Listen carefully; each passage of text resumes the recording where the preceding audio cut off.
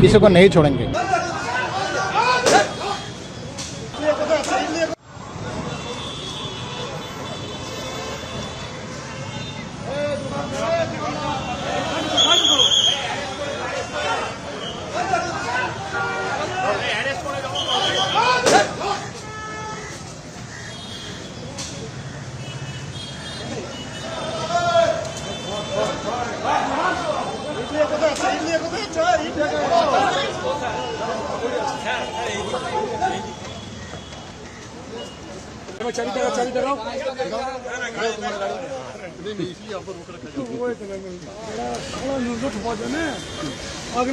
Sir park street 7 park street क्या कुछ हुआ है यहाँ पे? कुछ लोग इकट्ठा हुए, पुलिस के ऊपर पथराव भी हुआ, कैसे देखते हैं, क्या कुछ है यहाँ पे?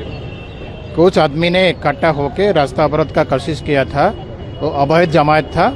पुलिस उसको हटाने का जब कोशिश कर रहा था, पुलिस के ऊपर थोड़ा पत्थरबाजी हुआ है। हमारा 3 साथियों ने घायल हुआ है। पुलिस का तरफ से जो कार्रवाई है वो हम लोग लिया है और बाद में के जो लीगल एक्शन है हम लेंगे, किसी को नहीं छोड़ेंगे।